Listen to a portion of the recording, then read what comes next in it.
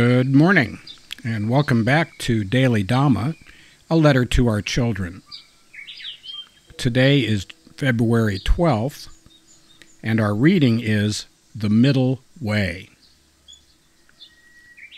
The middle way is the path between the 8 worldly dhammas. It's a giant slalom between praise and blame, gain and loss, good news and bad news, things going well and things going poorly.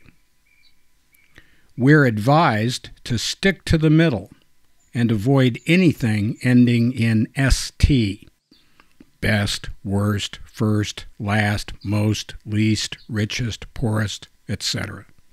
We need at least a modicum of motivation to practice meditation, or we would not do it.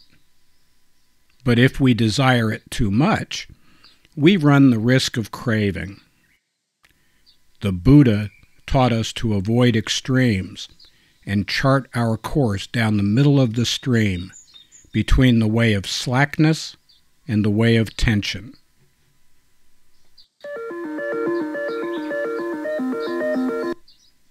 The middle way, or moderation, just seems incomprehensible to people like us.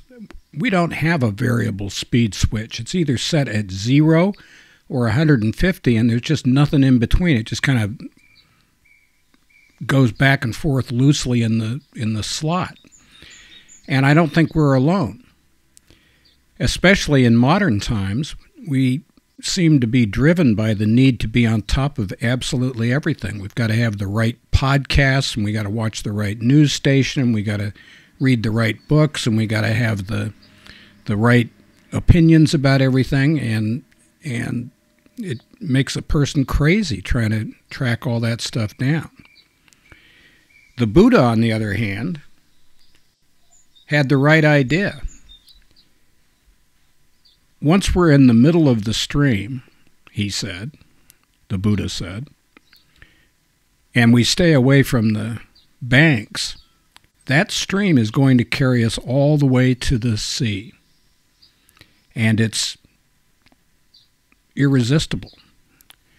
It might not happen in this lifetime. It might not happen in the next 10 lifetimes. But eventually, once you're a stream enterer, you're moving towards Nibbana. In Sanskrit, that's nirvana. We can look at it as Goldilocks spirituality. We want to avoid getting too hot or too cold. We want to avoid being too wee-weed up about anything. We want to avoid getting too excited or too down about what goes on around us, and focus just on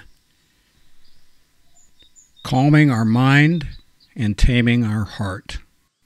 And as long as we do that, things are going to be okay. So thank you again for coming.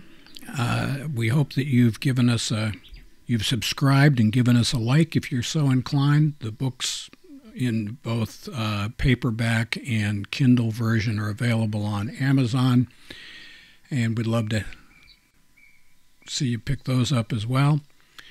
And happy trails to you until we meet again.